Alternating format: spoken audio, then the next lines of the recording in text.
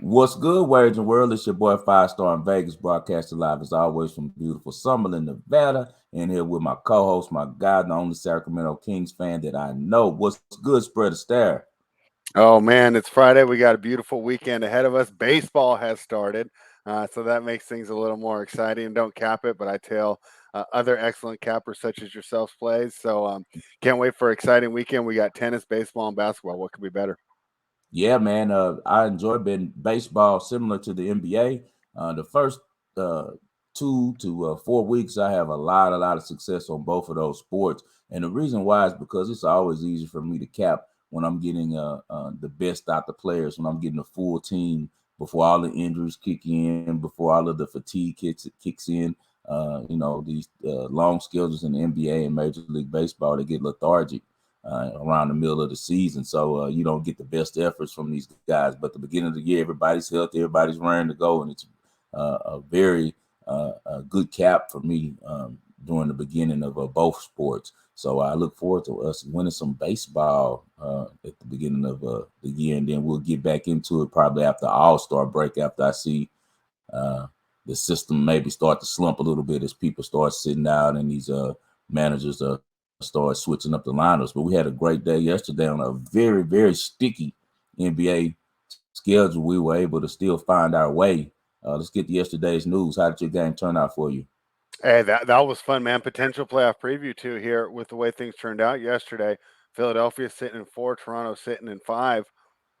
Raptors got it done, man. They look so good in transition. They're not afraid to switch on Embiid, which I think other teams are afraid to do, and I think it kind of throws them off because it should be an advantage, but he's just not used to it, you know. And is he going to be able to figure that out quickly? The Raptors just have a bunch of quickness and length out there, and they're able to shut down the secondary pieces. So even if an Embiid eats, which he's going to almost every single night, the Raptors can still get the win. So they got it done last night at home, and that's potentially the playoff series. So we'll be talking more about these two teams and the way they match up next week and going forward. Yeah, man. Sixers got off to a fast start in that game. I want Yeah, to I was a say little worried. 12-2. I called them first half. I got a great number. I got plus 8.5 first half after that initial burst by the Sixers, and then I ended up getting the Raptors money line at that time as well for the game, and I want to say it was maybe plus 130 or something like that, plus 140 or something, and it wasn't a sweat second half. Those guys can shoot, man. They got some real dead eye 3-point shooters with the Raptors, man, and they didn't even have Van Fleet last night. You gotta love the versatility that they have at their wings. Their threes and fours are it's just a whole bunch of Pascal Siakams, but the other guys all have range on top of that. The youngsters that they have coming off the bench, and Scotty Barnes looks like he's going to be the truth. I really like Precious, and anyway. I also like the kid out of Oregon. What's the kid's name out of Oregon today? He's been there a while now. He plays a lot of minutes. I don't know the colleges. What position is he? He's a 3-4 hybrid. Number 25. It's on the tip of my tongue. He's a kid from the Congo. I want to say he went to Oregon. He's a big part of what they do. Boucher. Oh, Chris Boucher. Yeah, Yeah, yeah. He Boucher. runs a lot of five in their smaller lineups too. Okay, Yeah. Boucher. I look at them. They all just it's positionless now, So I just look at them Yeah. all forwards. You know what I mean? So he's an outstanding Well, player, that's what man. they do. They run four forwards and one point guard. It's That's it's how the Raptors unbelievable. play. Hey, man, Yeah. I'm really upset with my Rockets organization for letting Nick Nurse get out the building.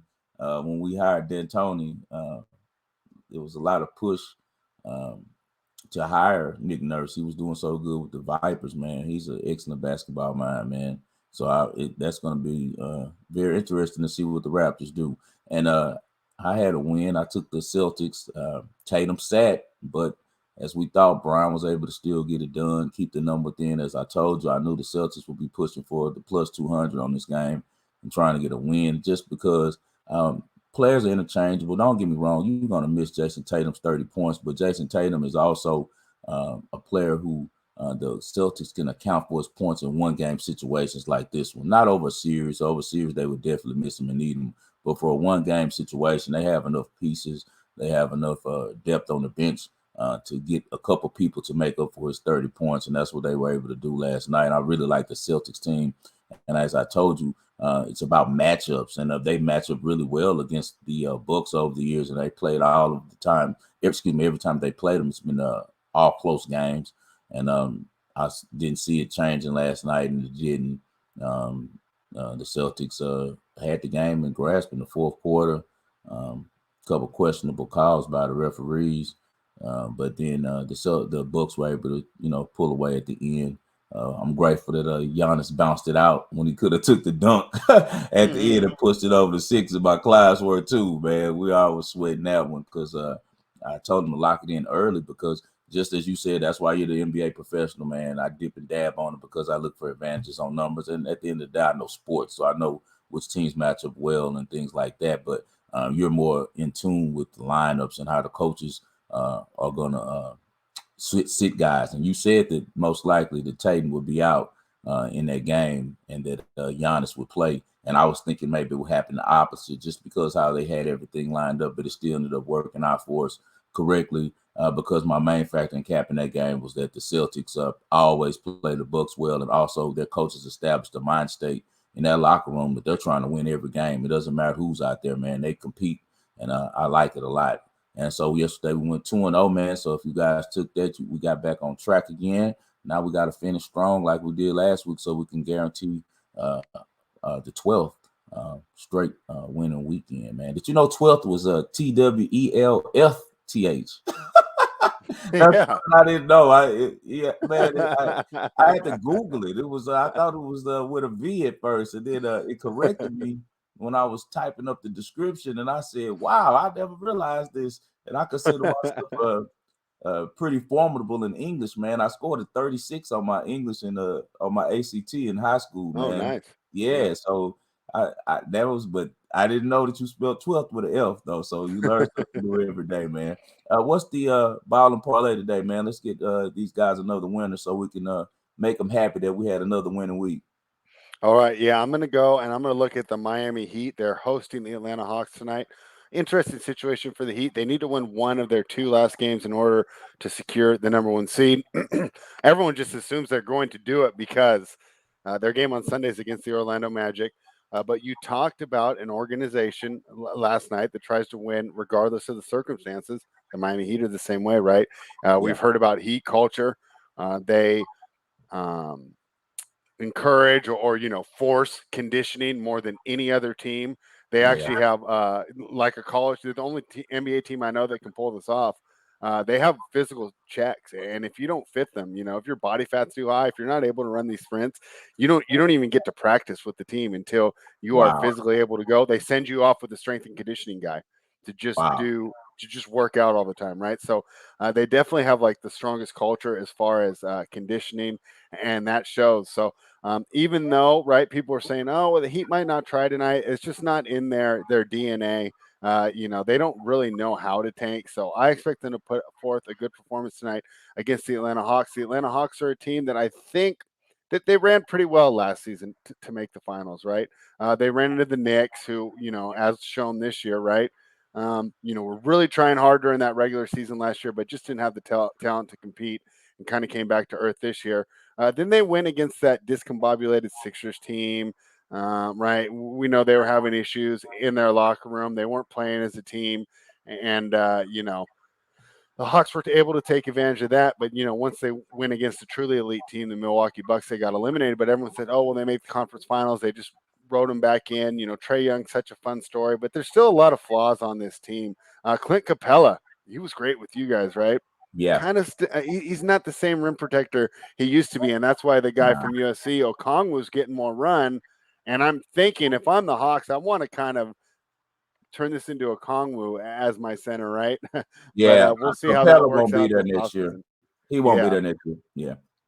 Because really he's a rim protector, and if he's not protecting the rim, he doesn't do enough really to dictate the minutes. They got another guy kind of in the same way, although he's an offensive player, not a defensive player, and Danilo Gallinari. Yes, he can still score, and he's still pretty good, but at this point, he's not as good as he really used to be. Right. Herter, he's a fun story, but he really is limited, man. He shows Yeah, bursts, where he's great, but you can't count on him night in and night out. And I'm definitely not going to count on him tonight against one of the best defensive teams in the league. So basically, my point here is everyone thinks the Atlanta Hawks are really good, but they're in ninth place for a reason, right? right, And I know people say regular season don't matter, but I would say don't let that stuff fool you. If this team was really as good, as they claim to be, or as they get credit for, they'd be up there with the Raptors and the Sixers, right, right. in that mix. But instead, they're in the play-in tournament. Give me the Miami Heat tonight. And it's funny that you say that because I expected after last year's performance in the playoffs and the team getting adjusted to Nate McMillan's coaching style and his strategies that they were actually going to make a push this year. As you know, Nate McMillan is known for having great regular season records. He has everywhere he's winning. He's been at the top, 4 or 5 with when he was in Indiana and in Portland. So it's very surprising the type of year that the Hawks have had. And as you said, it has to do with the facts. Your record is what your record is. You are who your record says you are. So the Heat have a winning culture. You said that was great information, man. Inside information. I never knew that they do all of that, on the physical tip, and it makes sense with how hard those guys play on defense every night. So my guy spread is going with the Heat at home against the Atlanta Hawks. Heat looking to secure the number 1 seed in the East. I'm going to be going to a team that needs a win in the association tonight. We're going to the Chicago Bulls. I'm going to give them to you when we do the split, which is the Bulls -2.5 and also money line -130. So you can hit it twice. The Bulls need a victory bad. They've lost their last 3 games. They're facing the Hornets team that they've had a lot of success with in the past against. The Bulls have won the last 8 out of 10 against them. The Hornets are 0-5 against the spread in their last 5 meetings against Chicago. Head to head, they haven't beaten them all year. They haven't won actually in the last 5 times that they even faced each other. So it's been over 2 seasons since Charlotte has beaten Chicago. This is the right time for Chicago to catch Charlotte. Charlotte's on a back-to-back. They just had a easy win against Orlando, but they played their starters most of the game. All of those guys played some pretty good minutes. Lonzo Ball had not Lonzo, excuse me, Melo Ball had about 35 minutes, and he's the key to what they like to do. He was putting up his stats and running last night, so they made sure to leave him in. So tonight, I don't know what type of effort we get from them, and they are already a team who doesn't play a whole lot of defense. They're ranked 20th in defensive field goal percentage and 22nd in 3-point defensive field goal percentage, and that's not a good thing when they're facing the Bulls, who are 5th in the association in 3-point percentage shooting, and also 3rd in field goal percentage. A lot of it has to do with Debo. He's a mid-range maniac, and I'm sure him and Levine, from what I've been hearing from the beat reporters in Chicago, are very, very motivated tonight to get the Bulls up off the mat. They had a lot of hope for this team starting the beginning of the year. They're making the playoffs, but they're limping in. So they really, really, really need a victory. They lost to 3 really good teams the last time they lost. They lost to Milwaukee, Miami, and the Celtics. So no complaints. They came back and had a great win against the Clippers. So I expect full effort tonight from Chicago. I think their numbers by the book is all wrong. I see the Bulls running away with this game pretty easily. Yeah, interesting thing about Charlotte here. You talk about their defense, right? They're 26th in the league in points against at 115 points per game. So I Yeah, know the stats that you mentioned are more true because they're per 100 and they yeah, don't encompass pace. But right. this just shows that, number one, they're not good at defense and they play at a high pace. So just want Yeah, to throw that one out there as well. thank And you you. got a bonus for us today too, right? Yeah, man, we just put this one in. Spread and I both put this one in. I gotta go with my Houston Astros tonight. They're back. Spread and I both won with them last night against the Angels. Beginning of the season, Astros always start fast. Very prideful team. They know that the main nemesis that they're going to have in the West this year, at least by the media reports, is the Angels. Most people pick the Angels to win the division. I look for the Astros to come out very, very focused again tonight. There's a lot of chat on social media today from the Angels fan base about Altuve. So I'd also put a small bet in on Altuve going yard tonight, hitting a home run, because the Astros really, really listen to the chirping. It motivates them. And that's why I really, really love betting my team. I'm glad that they're my team. We couldn't have landed in a better position as being the most hated team in the MLB. It gives them something to play for every night, where a lot of these teams are just going in and they're just, it's just any other game. But these fans motivate the Astros every night with their boos, with them trying pretending to act as if the Astros haven't earned everything that they've done over the last decade of excellence. So I really like them to put another beating to the Angels. Their record against the Angels is one that they can really be proud of. They're 44-20 in the last 64 meets against the Angels. They're 35-17 in the last 52 in LA. So I look for the Astros to continue their winning ways.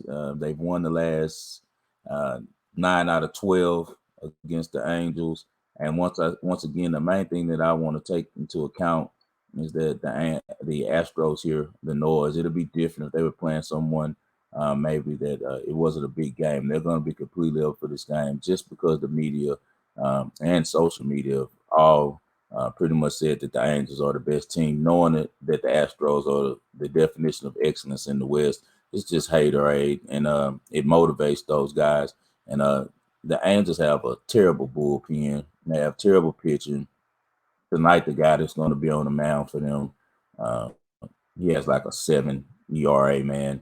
The Astros have a Drizzy out. I think he's going to be attempting to get back into the original form that he had when he was pitching with the Rays, pitching with Minnesota before coming to the Astros. He's had some good outings with Houston, but he hasn't been himself. But I truly believe he's adapted to culture, and being there and being around all those winners and all those Hall of Famers make you get back on your game. So I really expect a strong showing from him tonight.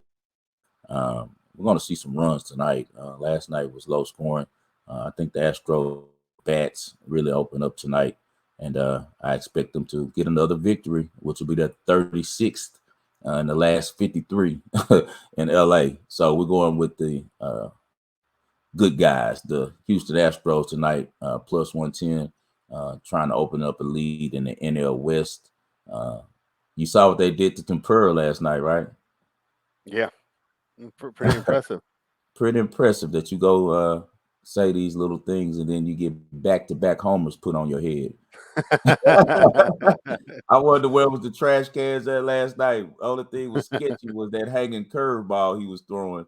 But guys, we really enjoy you guys' support. As I tweeted earlier in the week, you guys come on here, you watch the show, you get the information. Please like the video, make some comments on the video. Let us know that you're here. We're doing this for you guys. We live a pretty good life already, man. We do this for the real ones out there who are coming to get this information, because all we want you guys to do is to be able to cash your tickets, man. We don't get paid anything for making this show. This is all for the people, man. And we hope that you guys continue to enjoy it. Follow my guy Spread at Spread ASTAIRE on Twitter. Follow me at 5 Star in Vegas. Spell out the 5. Subscribe to his YouTube, which is Spread ASTAIRE. Subscribe to my YouTube, which is 5 Star in Vegas Sports Investments. Anything for the people before we get out of here for the week? No, let's have a winning weekend. All right, man. Let's go on and make it our 12th with an F. Winning week, man. We'll see you guys. Best of luck to you all.